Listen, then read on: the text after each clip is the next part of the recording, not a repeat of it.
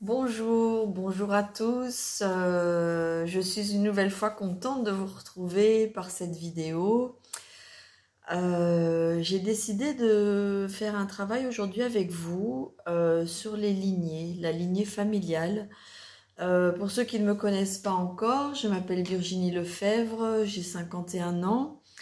Et en fait, j'ai découvert la psychogénéalogie au suite d'une histoire qui est arrivée dans ma famille que j'ai un peu développée dans une vidéo précédente où je parle du fait que ma grand-mère a retrouvé son père à l'âge de 73 ans et elle a découvert son nom, son identité, son histoire et ça l'a beaucoup guérie, ça l'a beaucoup apaisée puisqu'elle a eu une histoire un peu triste de manque de reconnaissance de son père et pour des raisons d'époque, puisque nous sommes en 1920, elle a d'ailleurs été même placée en orphelinat de l'âge de 11 ans jusqu'à 21 ans, qui était à cette époque-là l'âge de la majorité. Et en fait, elle a beaucoup souffert de ce qu'elle appelait sa bâtardise, donc ça a été vraiment une réparation. Et en fait, je voulais un petit peu parler des secrets de famille. Donc les secrets de famille sont des choses, des événements, des situations que l'on ne dit pas. Alors pourquoi on ne les dit pas? Souvent, c'est parce que ça n'est pas correct de les dire, ça ne se fait pas, c'est pas entendable, c'est douloureux, c'est difficile à être accepté par soi et par l'entourage. Alors l'entourage, ça peut être notre propre famille, l'entourage d'un village, d'un clan, donc d'une famille, de la bienséance de l'époque dans laquelle on vit, de façon pas entendable, de façon pour une religion ou pour des valeurs et des croyances que l'on peut avoir. Et donc, il faut savoir que les secrets de famille partent toujours d'un bon sentiment, c'est-à-dire que c'est toujours pour la protection de la personne et de la famille, du clan. Que les secrets de famille, quand ils sont révélés, peuvent salir, peuvent faire que l'on est rejeté, que l'on est abandonné. Il y a vraiment plein de raisons pour lesquelles les secrets de famille se construisent. Alors, sont construits souvent auprès d'événements qui sont traumatiques. Par exemple, en cas de vol, de faillite, de perte d'argent ou d'argent gagné de façon pas correcte, dans des mœurs, donc des questions d'inceste, des questions de viol, pendant les guerres, des gens qui ont été complices avec l'ennemi ou des gens qui ont dénoncé d'autres personnes. Ça peut être aussi les secrets de famille sur des maladies. On ne dit pas aux petits enfants que sa maman est atteinte d'un cancer et qu'elle va mourir. C'est toujours, en tout cas, dans l'idée de protéger et de ne pas jeter le discrédit sur tout le monde, mais de garder dans la famille, dans le groupe qui détient le secret, une certaine cohésion et éviter que ce groupe ne s'éclate, ne meure. Un petit peu à l'exemple d'une famille où on voudrait un fils pour perpétuer le nom. Le secret de famille est le nom qu'on ne retranscrirait pas. Donc, c'est la chose qu'on ne veut surtout pas repasser à la génération d'après. Or, les secrets de famille laissent des fantômes, c'est-à-dire que nous pouvons nous trouver au bout de plusieurs générations à remarquer qu'il y a quelque chose en nous qui ne se passe pas bien. Par exemple, pour revenir sur l'exemple de ma grand-mère, je me suis toujours sentie différente des autres. J'avais l'impression d'être E.T. dans ma famille, mais aussi dans mon milieu scolaire, avec des amis, là où je vivais. Je sentais que j'avais une différence. Alors, était-elle réelle ou pas?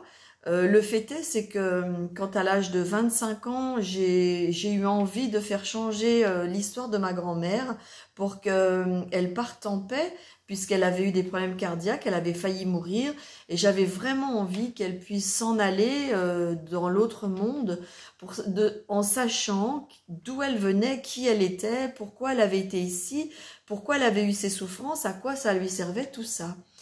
Et donc, c'est un peu mon histoire. J'ai eu envie, à un cours dans ma vie, à un moment de ma vie qui a duré très longtemps, de vouloir savoir pourquoi j'étais ici, qu'est-ce que je faisais là, quelle était la mission pour laquelle j'étais ici, si j'en avais une, et pourquoi j'avais besoin de savoir tout ça. Je souffrais, j'avais besoin de comprendre à quoi me servirait cette souffrance, enfin voilà. Et on voit que le bagage du secret de famille est repassé d'une génération à une autre. Et en fait, la bonne nouvelle, c'est que quand on travaille à un niveau de l'arbre, donc par exemple, moi j'ai travaillé pour ma grand-mère et j'ai travaillé aussi pour mes enfants. Et en fait, on libère des branches entières de tourments, de honte, de jalousie, de, comment je pourrais dire, de mal-être, en fait, pour résumer, de maladies, de tourments physiques ou moraux. Et il faut des personnes très courageuses pour faire ça. Alors c'est pas le courage comme un super héros et tout ça, c'est plutôt un courage, pour le moment on est en confinement, un courage d'infirmière, donc petit à petit, des petits gestes par des petits gestes qui peuvent prendre des années avant d'être reconnus dans le fait d'avoir libéré ses secrets de famille, ses maladies, tout ce qui concerne le secret de famille. En secret de famille, par exemple, il peut y avoir eu des problèmes d'héritage. Donc, dans des générations futures, on peut retrouver des problèmes relationnels avec l'argent, la peur de manquer, mais aussi la radinerie, le fait de garder, pas nécessairement pour le dépenser, mais pour avoir un coussin de secours. Il y a beaucoup de peurs qui sont liées à l'argent. Ça peut être dû à une faillite, à des gens qui ont gagné de l'argent en le volant.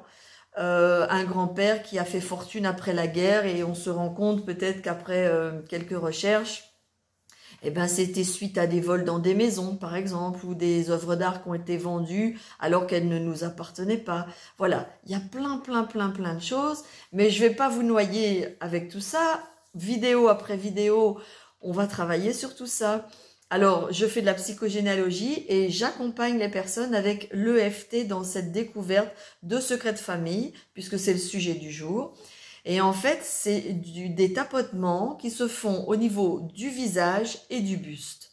Le haut du buste, quelquefois sur la main, ça dépend des circonstances. Donc, si je vous ai en visio ou si je vous ai en vrai dans mon bureau, et de la sensibilité de la personne. Par exemple, une personne qui est dépassée par des émotions, qui pleure beaucoup, elle ne va plus elle-même tapoter pour elle-même, c'est moi qui vais l'aider et souvent je le fais comme ça à sa main et je l'accompagne dans son émotion pour qu'elle puisse sortir. Alors, je voulais vous dire que si au cours des vidéos, vous avez des envies de pleurer, des envies de rire, que vous rôtez, que vous avez toutes sortes de sentiments dans votre corps, laissez-les sortir. Laissez cette boule dans la gorge enfin se libérer. Laissez votre corps se libérer de tout ce qui vous emprisonne jusqu'à maintenant. Je vous accompagne, là, plus généralement, mais si vous voulez être accompagné plus en individuel, demandez-moi vos sujets ou vos préoccupations et on peut faire un travail comme ça, d'EFT entre vous et moi, qu'on peut mettre de façon générale pour aider les autres ou juste entre nous. C'est vous qui décidez. Ma chaîne est un peu votre chaîne puisque vous pouvez y apporter votre contribution par les sujets, les domaines qui vous intéressent, les questions que vous vous posez. Je peux y répondre également. Donc, je vais clore cette vidéo maintenant parce que j'estime que 10 minutes c'est très bien et je vais refaire une autre vidéo où là je mettrai des mots, des phrases avec des tapotements, donc en utilisant l'EFT qui est une libération des émotions qui a été découverte par un monsieur aux États-Unis et qui a fait vraiment ses preuves. Voilà, je vous laisse pour vite vous retrouver si vous prenez la vidéo suivante que je vais donc faire. Je vous remercie et à très vite.